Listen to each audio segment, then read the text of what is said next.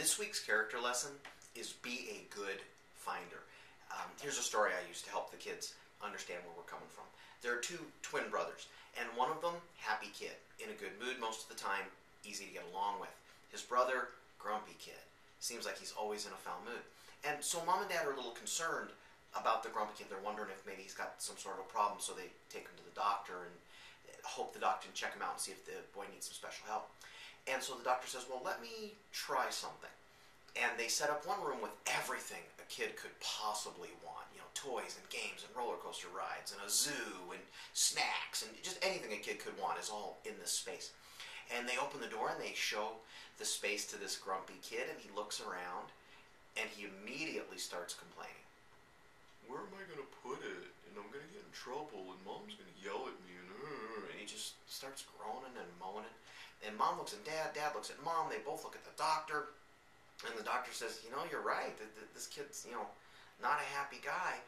Let me do another test with his brother so I can get a baseline, and then we can, you know, start to move forward. And so they've got this other room full of poop. I mean, like waist deep of nasty, stinking poop. And they throw the door open and they show it to the happy kid. And he immediately jumps in and starts swimming around in it. And mom looks at dad, dad looks at mom, they both look at the doctor. And, you know, all the adults are thinking, maybe we were worried about the wrong kid. And so the boy's father kind of finds these big old salad tongs and kind of grabs the kid, holds him out at arm's length, because he's pretty grubby right now. You certainly don't want to touch him with your bare hand. And the boy, the father asks his son, what are you doing? And the kid looks at his dad, and he goes, well, Dad, with all this poop on the floor, there's got to be a pony in here somewhere. And obviously it's a little bit of a joke, but what's moral of the story? Does the stuff, the fun stuff, make you happy? Well, not really, because the grumpy kid managed to be grumpy anyway. And is it the poop that makes you miserable? Well, obviously not, because the happy kid managed to stay happy either way. So when we talk about be a good finder, moral of the story is you will always find what you're looking for. So you may as well look for what you want. If you look for the crummy stuff, you'll find the crummy stuff, and you'll feel crummy. And if you look for the good stuff, you'll find the good stuff, and you'll feel better. It's kind of a no-brainer. So be a good finder. Look for the good stuff. Our safety lesson this week is communicate with confidence. And we use Superman as a nifty example for that. Because obviously, you know, when he's Superman and the big S on his chest and the cape, and he, you know, he's Superman. Your average bully isn't looking to mess with that guy.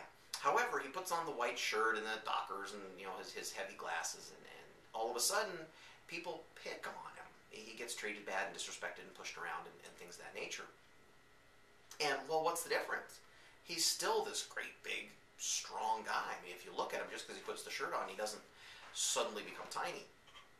I think what creates that difference is his body language, his eye contact, his use of his voice.